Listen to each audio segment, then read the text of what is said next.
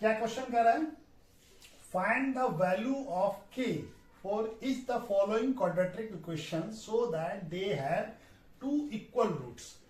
तो क्या कह रहा है कि k का वैल्यू फाइंड करना है हमको, जबकि ये क्वाड्रेटिक इक्वेशन, दो क्वाड्रेटिक इक्वेशन दिया हुआ है और इसका क्या है, दोनों रूट्स जो है वो क्या है, इक्वल है, दोनों रूट्स इक्वल है। इक्वल रूट्स होता है तो क्वाड्रेटिक इक्वेशन में क्या डिस्क्रिमिनेंट क्या होता है, बी स्क्वायर माइनस 4ac का वैल्यू क्या होता है, इक्वल रूट्स है। इफ रूट्स आर इक्वल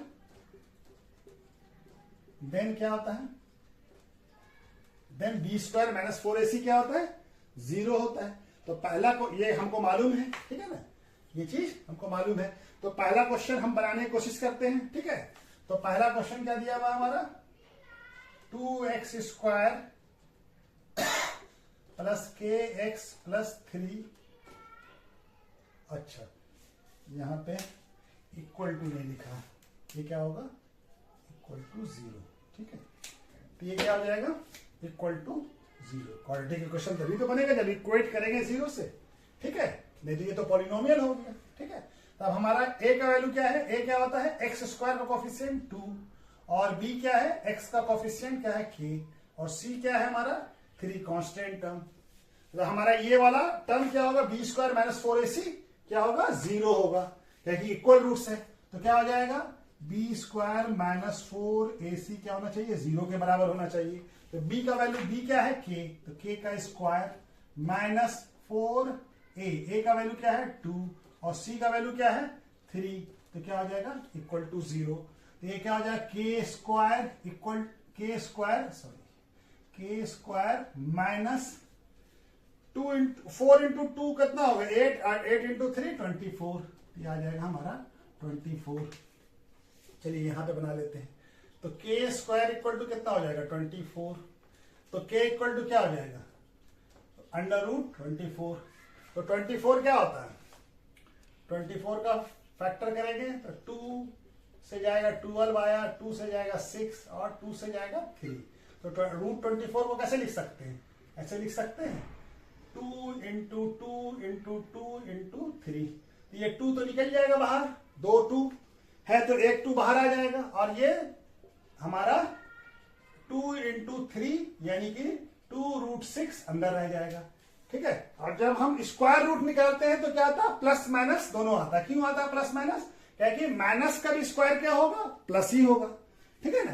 तो दोनों k का वैल्यू क्या आ जाएगा, k equal to plus minus 2 root 6। k का वैल्यू क्या आ जाएगा, प्लस माइनस, एक प्लस हो सकता है एक माइनस भी हो सकता है, दोनों वैल्यू हो सकता है, ठीक है ना। तो ये हमारा पहला क्वेश्चन हो गया, ठीक है। उसके बाद हम लोग दूसरा करते हैं, ठीक है। चलिए इसको नोट कर लीजिए, मिटा दू, क्या कह रहा है, kx into x minus 2 plus 6 equal to 0, यही है ना। तो इसको स्टैंडर्ड फॉर्म में चेंज करते हैं।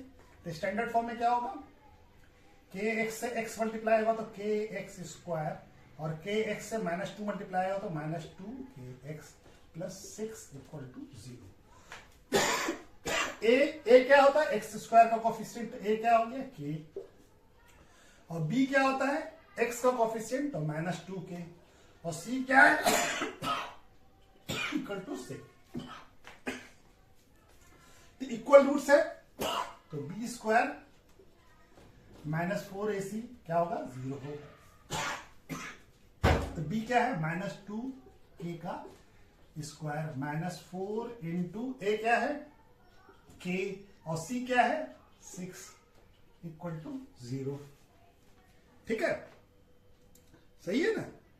4k इंटू, हाँ ठीक है। तो माइनस 2k का स्क्वायर क्या, माइनस 2 का स्क्वायर क्या आ जाएगा 4, और k का k स्क्वायर, तो 4k square minus 4 into 6 24k equal to 0।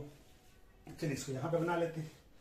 तो हमारा क्या आ जाएगा, इस दोनों में 4k कॉमन है, 24 भी 4 का मल्टीपल होता है, तो 4k कॉमन ले लिया, तो यहां क्या बच गया k, और यहां पे क्या बच गया 6 इक्वल टू 0। तो एक बार इस वाले टर्म को 0 करते हैं, एक बार इस वाले फैक्टर को 0 करते हैं, 2, तो k इक्वल टू 0 होगा, तो k क्या हो जाएगा 0। जब हम k माइनस 6 को 0 पुट करते हैं तो k का वैल्यू क्या आ जाएगा 6। अच्छा k 0 हो सकता है क्या? नहीं हो सकता। क्यों नहीं हो सकता है? k क्या है? एक्स स्क्वायर का कोफिशिएंट है। अगर k हमारा 0 नहीं हो सकता, क्यों? कि a 0 नहीं होना चाहिए। a का वैल्यू क्या है? k। तो 0 k नहीं हो सकता है। क्यों? कि हमारा क्वाड्रेटिक इक्वेशन होने के लिए क्या चाहिए? X square plus b x plus c equal to 0 where a not equal to 0। अगर k 0 हो जाएगा तो a भी 0 हो जाएगा, तो a 0 नहीं हो सकता है। तो k का वैल्यू क्या आ जाएगा? k का वैल्यू सिर्फ 6 आ जाएगा। हमारा k का आंसर क्या आ जाएगा? k क्या हो जाएगा? 6। 0 नहीं हो सकता है, ठीक है ना। तो k का वैल्यू 0 हमारा पॉसिबल नहीं है, ठीक है ना। ये पॉसिबल वैल्यू नहीं है k। तो k का वैल्यू क्या आ जाएगा? सिर्फ 6 आ जाएगा, ठीक है। ठीक है, चलिए ओके, ठीक है। तब इसके बाद तीसरा नंबर क्वेश्चन करते हैं, ठीक है। ये आ गया समझ में? k का वैल्यू क्या होगा? 6 होगा, 0 नहीं होगा। क्यों? क्योंकि a 0 नहीं हो सकता। तो k का वैल्यू 0 जो है हमारा वो k का वैल्यू 0 पॉसिबल नहीं है। k नॉट पॉसिबल, ठीक है ना। नॉट पॉसिबल, ये पॉसिबल नहीं है, ठीक है। चलिए, ठीक है, k का वैल्यू 0 पॉसिबल नहीं।